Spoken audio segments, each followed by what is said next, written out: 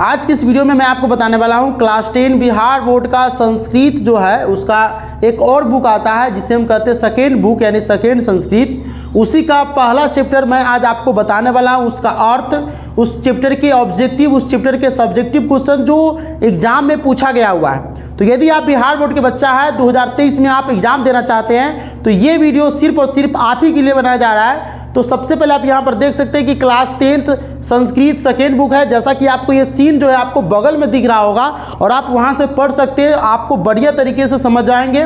तो ये बिहार बोर्ड के लिए स्पेशलिस्ट है, जो बिहार बोर्ड के बच्चे वही इस वीडियो को देखें। पहला कह रहा है कि भावनाष्टकम यानी हिंदी अर्थ, भावनाष्टकम चैप्टर का नाम है, इसका हिंदी अर्थ इसमें बता रहा है, ठीक है, यानी भवानी के बारे में, ठीक है। तो इसमें कह रहा है कि न तातो, ठीक है, न तातो न माता न बंधुर्न दाता, ठीक है, न पुत्रो न पुत्री न भृत्यो न भ्राता, क्लियर, न जायांग न विद्यांग न वृत्ति में मर्बब वृत्ति मर्म मैं बब गतिस्त्वंग गतिस्त्वंग त्वेमका भवानी। यानी एक स्टंजा एक लाइन हो गया, मैं समझ सकते हैं एक तरह से, और इसका अर्थ कर रहा है। यानी कह रहा है कि न तातो न माता न बर्धुना बंधुना दाता, यानी हे भवानी इस संसार में मेरा न तो पिता है न ही मेरा माता है, ठीक है, यानी इस संसार में न तो मेरा पिता है न माता है, ठीक है। इसके अलावा कह रहा है ना कोई भाई और ना कोई दाता है, ठीक है, यानी कि न तातो न माता, क्लियर, यानी कि न मेरा कोई दाता है, न कोई मेरा माता है, न बंधुरता दाता, न कोई मेरा भाई है, न पुत्रो न पुत्री, न कोई मेरा पुत्र है न कोई मेरा पुत्री, यानी न बेटा है न बेटी है, न भृत्यो न भ्राता, ठीक है। उसके अलावा न कोई भाई है न कोई बहन है, न जया न विद्या न वृत्ति में बर्बब गतिस्त्वंग गतिस्त्वंग त्वमेव का भवानी। इसका मतलब है कि हे भवानी,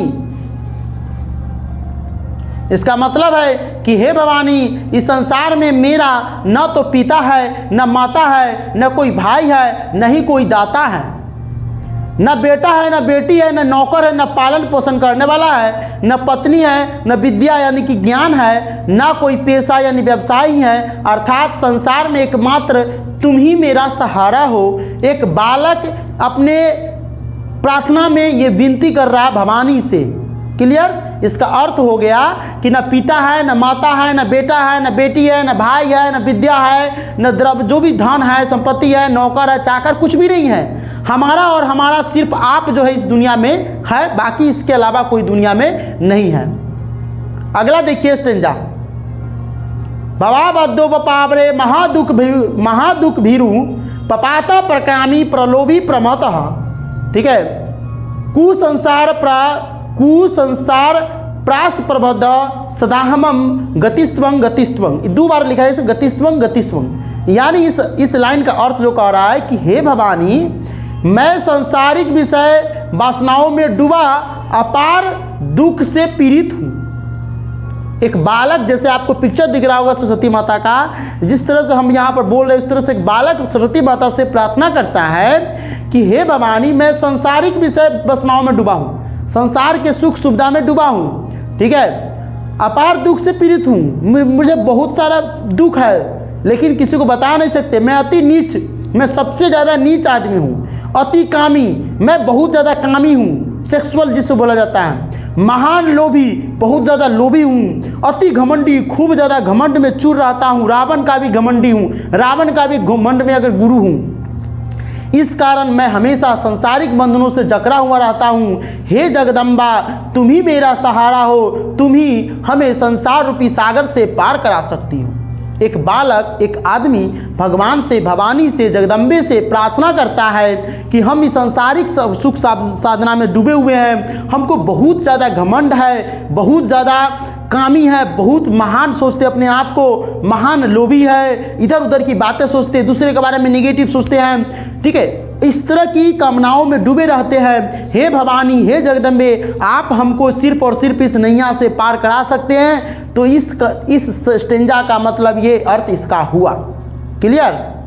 न जनामि दानं न च ध्यान योगं न जनामि तंत्र न च स्त्रोत मंत्रम न जनामि पूजानं न च न्यासयोगम गतिस्त्वं गतिस्त्वं गतिस्त्वं।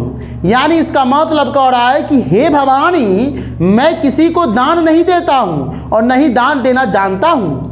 यानी न जनामि, मैं नहीं जानता हूँ, दानंग न च न ध्यान योग, न दान देना जानता हूँ, ध्यान योगंग न ध्यान लगाता हूँ, न मेडिटेशन करता हूँ, नहीं आपका पूजा पाठ करता हूँ।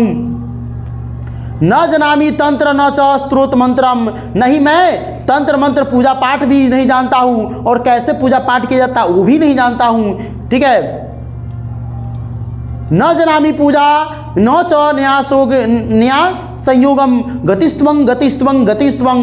इसका अर्थ है कि हे भवानी, मैं किसी को दान देना नहीं जानता हूँ, नहीं ध्यान योग का ज्ञान है कि ध्यान कैसे किया जाता है, तंत्र मंत्र पूजा पाठ भी नहीं जानता हूँ। इतना ही नहीं, तुम्हारी पूजा अर्चना की विधि नहीं जानता हूँ कि कैसे पूजा पाठ की जाती है, तथा आसान प्राणायाम भी नहीं जानता हूँ कि इसके माध्यम से तुम्हें पा सकूँ। आसन प्राणायाम जो था बैठ करके भगवान की भक्ति की जाता है वो भी नहीं जानता हूँ कि तुम्हें पा सकूँ। इसलिए एकमात्र तुम ही मेरा सहारा हो, हे जगदम्बे मेरा बेड़ा पार कराइए। ये एक बालक, एक आदमी जगदम्बे से प्रार्थना कर रहा है। क्लियर। अब यहाँ देखिए अगला स्टेंजा है, न जनामि पुण्यं न जनामि तीर्थं न जनामि मुक्तिलयं वा कदाचित न जनामि भक्तिं व्रतं वापि माता गतिस्त्वं।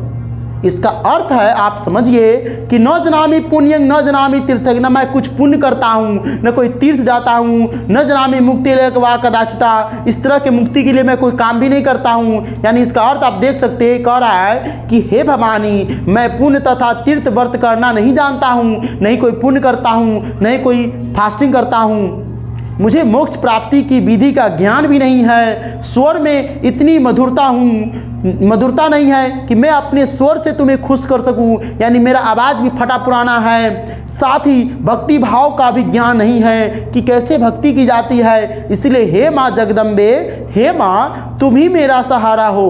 ये बालक कह रहा है जगदम्बे से। क्लियर। अगला देखिए, कुकर्मी कुसंडंगी कुबुद्धि कुदासः कुलाचारहीनं कुदुष्टि कुवाक्य प्रबंधं सदा हम गतिस्त्वं गतिस्त्वं गतिस्त्वं। इसका अर्थ है कि हे भवानी, मैं कुकर्मी, बुरे लोगों के साथ रहने वाला, कुविचारी, कृतघ्न यानी अपने साथ वह उपकार न मानने वाला, अनुशासनहीन, बुरा काम करने वाला, कर्म करने वाला, ईर्ष्यालु तथा हमेशा कुवचन बोलने वाला हूँ। इसलिए हे माँ, तुम ही इन दुष्कर्मों से मुझे छुटकारा दिला सकती हो, तुम्हारे सिवाय मेरा कोई इस जग में नहीं है अपना। इसीलिए हे जगदम्बे, हे भवानी माँ, सिर्फ और सिर्फ आप ही मेरा भलाई कर सकते हैं, आप ही मेरी नैया पार लगा सकते हैं। इस तरह से इस लाइन का अर्थ हो गया। अब आप कहिएगा कि सर इस लाइन को इतना समझा क्यों रहे हैं। देखिए इस लाइन को इसीलिए समझा रहे कि हो सकता है कि बाय द वे कई बार पूछा हुआ है, ये लाइन आपको दे देगा, कहेगा इसका भावार्थ स्पष्ट कीजिए। भावार्थ मतलब इसका भाव बताइए, इसका अर्थ बताइए।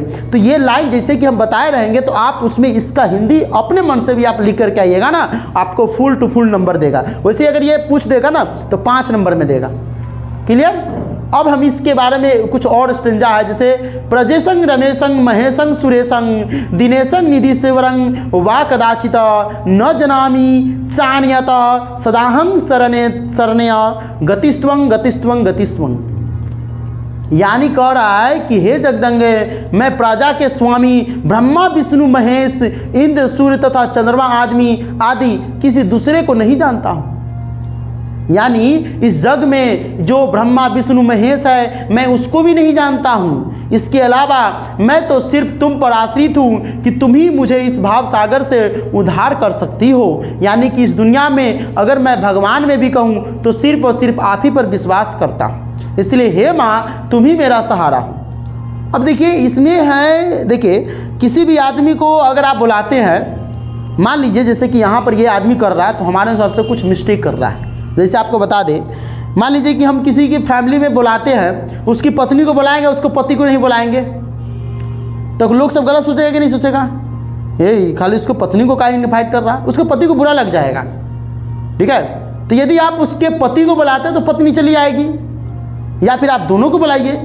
तो ये जगदम्बे को बुला रहे, जगदम्बे यानी कि लक्ष्मी जी, दुर्गे जी, तो लक्ष्मी जी है, ऐसे जगदम्बे ज़्यादातर होता है क्योंकि उन्हीं का रूप है, दुर्गा जी का रूप है। आप बुलाते हैं, उसके साथ शंकर जी को बुला लीजिए कोई एक, ठीक है, तो सही रहता। लेकिन यहाँ पर बहुत पुराना किताब है, हमारे अनुसार से हमारा विचार है, हम इसमें नहीं कह रहे कि राइटर है पुराना है अपना, इनके अनुसार ये इनका एक्सपीरियंस हमारे से ज़्यादा होगा।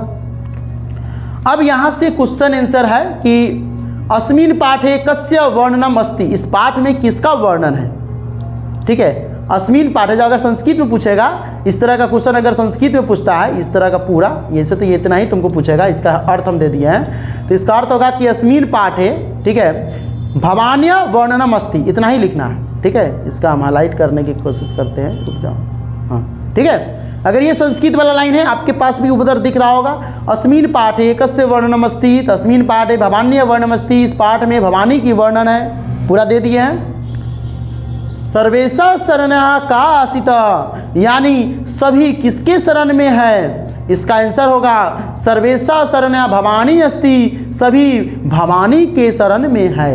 क्या है, सभी भवानी के शरण में है। संस्कृत दे दिए, उसका हिंदी भी दे दिए हैं। अगला तीसरा क्वेश्चन, सर्वेशा गतिय का आसीत, सभी किसके आश्रय में है, यानी सभी किसके आश्रय में है, तो सर्वेशा गति भवानी आसीत, सभी जो है भवानी के शरण में, भवानी के आश्रय में है। क्लियर। अगला क्वेश्चन है, अगर इसमें से मान लो कि 2 नंबरी 3 नंबरी पूछते प्रश्न, भक्त माँ भवानी से किस लिए निवेदन करता है, अगर इस तरह से क्वेश्चन पूछ दे तब क्या करोगे, तो इसका आंसर होगा कि भक्त भाव सागर से पार होना चाहता है, सांसारिक माया से बंधन से मुक्त होकर मोक्ष प्राप्ति की कामना से देवी की वंदना भक्ति, यानी वंदना भक्ति ने किया है, वंदना भक्ति ने किया है। यानी अपना मन से भी लिख सकते हो कि भक्त माँ भवानी से किस लिए निवेदन करता है, तो भक्त माँ भवानी से अपने बुरे कर्मों को त्यागने के लिए, अच्छे कर्म को जानने के लिए और अपने गलत काम को त्याग करके मोक्ष प्राप्ति के लिए इसमें निवेदन कर रहा है। अपना मन से भी लिख सकते हैं, जरूरी नहीं कि लैंग्वेज लिखे, किताबी लैंग्वेज है, अपना लैंग्वेज भी बना सकते, समझ जाइएगा तो अपना लैंग्वेज बना लीजिएगा। अगला है प्रश्न 2, गतिस्त्वं तुमेव का भवानी कहकर रवि कवि ने किनसे क्या प्रार्थना किया है। 2011 में ये क्वेश्चन पूछे हुआ है, आप यहाँ पर देख सकते हैं 2011 में। क्लियर। इसका आंसर होगा गतिस्त्वं तुमेव का भवानी कहकर कवि ने माता पार्वती से प्रार्थना किया। देखो माता पार्वती को ये बुला रहा है और शंकर जी को बुलाए नहीं करेगा। हुआ था कि नहीं, ओकर बाप बुलाया था, अब को आके मतलब तब बाप के घर जा सकते हैं, ये गया वहाँ पर प्रॉब्लम हुआ, बस तहस नहस हो गया, उसका घेंट काट दिया, बकरी के घेंट लगा दिया शंकर जी। तो यहाँ पर ये सिर्फ और सिर्फ पार्वती जी को बुला रहा है, शंकर जी को बुलाइए ना, क्योंकि पार्वती जी शंकर जी की पूजा करते हैं। अगर हमको हनुमान जी के खुश करना है तो राम जी को बुलाइए, राम जी का आराधना करो और बीच बीच में हनुमान जी का नाम लो, तब तुमको हनुमान जी खुश होगा, क्योंकि हनुमान जी तो खुद राम जी के प्रार्थना करते हैं ना। अब तुम हनुमान जी को बुलाओगे, राम जी को छोड़ दोगे, हाँ नौकर को बुलाओगे, मालिक को छोड़ दोगे, तो अपमान होता है। इसी तरह से एक तरह से हमारा मानना है जहाँ तक कि प्रार्थना करता है कि हे जगन्माता भवानी, इस संसार में मेरा कोई नहीं है, एकमात्र तुम ही मेरा सहारा हो, तुम ही उद्धार करता हो। क्लियर। अगला, भवान अष्टकम में भवानी को किस रूप में मानते हुए भक्त भवानी की वंदना करता है। तो इसमें ऐसा लिख सकते हैं, प्रस्तुत पाठ में भक्त माँ, भक्त ने, यानी भक्त यहाँ पर माँ होना चाहिए, गलती हो गया, ये भक्त ना है ना, इसकी जगह माँ होना चाहिए। माँ भवानी को अपना जीवनधार मानता है, जन्मजाता भवानी को भक्त सब कुछ मानकर निवेदन करता है, जैसे माता पिता, मित्र भाई पत्नी, ज्ञान बल बुद्धि या अन्य जो भी सहयोगी बनकर जीवन पथ पर अग्रसर होने में गति प्रदान करता है, वे सर्वस्व माँ जगदम्बा की ही हैं। अर्थात भक्त माँ भक्ति, यानी भक्त जो है माँ भवानी को अपने जीवन को गति का स्वरूप मानते हुए उनकी वंदना करता है। ठीक है। कहता है कि इस दुनिया में ना हमारा भाई है, ना बाप है, ना बेटा है, ना बेटी है, ना नौकर है, ना चाकर है, ना धन है, ना संपत्ति है, जे है से आप ही हैं, आप ही मेरा उद्धार कीजिए, आप ही मेरा नैया पार लगाइए। अभी हो गया। इस तरह के सब्जेक्टिव पूछेगा, आप देखो ऑब्जेक्टिव क्वेश्चन, कवि किससे प्रार्थना करता है, दुर्गा से, लक्ष्मी से, सरस्वती से, कोई नहीं, क्या होगा आंसर इसका, दुर्गा से। दुर्गा को जगदम्बा बोला गया है, नहीं कहता हे जगदम्बे भवानी ठीक है, दुर्गा जी को बोला गया। क्लियर। तो कवि किससे प्रार्थना करते हैं? दुर्गा। दुर्गा यानी जगदम्बा होता है। अगला, कवि किसको अपना मानता है? माता को, दुर्गा को, पत्नी को, पुत्र को? दुर्गा को, यानी बी नंबर ऑप्शन इसका सही होगा। कवि सिर्फ और सिर्फ दुर्गा को अपना मानता है। सभी की गति को कौन जानता है? सरस्वती, लक्ष्मी, दुर्गा, कोई नहीं है। दुर्गा इसमें दिया हुआ, सी नंबर ऑप्शन सही होगा। क्लियर। अगला, ईश्वर का एक नाम लिखिए। दीपक, महेश, सोहन, कोई नहीं। महेश होगा क्योंकि महेश शंकर जी का नाम है, आप लोग जानते हैं महेश। ठीक है, इसका आंसर भी यहाँ पर दिया हुआ है, महेश से होगा। भवानकाष्टकम पाठ में किसका वर्णन है? दुर्गा, लक्ष्मी, सरस्वती। तो ये फिर आ गया ना, ये दुर्गा का। क्लियर। अगला क्वेश्चन, दुख से कौन ग्रसित है? छात्र, शिक्षक, कर्मचारी, भक्त? भक्त होगा, डी नंबर ऑप्शन होगा क्योंकि भक्त जो है, ठीक है, डी नंबर होगा। भक्त किसके शरण में है? दुर्गा, लक्ष्मी, सरस्वती? दुर्गा जी के शरण में है, जगदम्बा जी के शरण में। भवानी क्या है? गति, मति, भक्ति, व्रति? क्या होगा इसमें? इसमें होगा गति। भवानी गति है। भवानी क्या है? गति है। संस्कृत में अगर क्वेश्चन पूछेगा तब कैसे बनाएगा? सर्वेशा गति का आसित, सभी किसके शरण में है? शिवानी, महारानी, देवयानी, भवानी? भवानी के शरण में ना है, डी नंबर होगा। अगला, महादुखंग भिरुको आसित। महादुख क्या है? किसको है? को मतलब कौन? कौन आसित? कौन बता रहा है? भक्त, आसक्त, संत, महंत? ए नंबर ऑप्शन होना चाहिए, भक्त होना चाहिए। नहीं, कौन दुख बता रहा है? भक्त बता रहा है। भवानकाष्टम पाठे करस्य वर्णनम अस्ति। भवानकाष्टम पाठे में किसके बारे में वर्णन किया गया है? गुर्गया, शिवाया, ईश्वरस्य, भवानिया? हाँ, भवानिया ना होते ही, भवानी के बारे में वर्णन किया गया, भवानी से करता है। ठीक है। गतिस्त्वं, गतिस्त्वं तुम्हें का आगे क्या होगा? भ्राता, भवानी, विद्या, दाता? हाँ, गतिस्त्वं, गतिस्त्वं तुम्हें का भ्राता, विद्या, दाता? इसका आंसर तो इसे भवानी होता।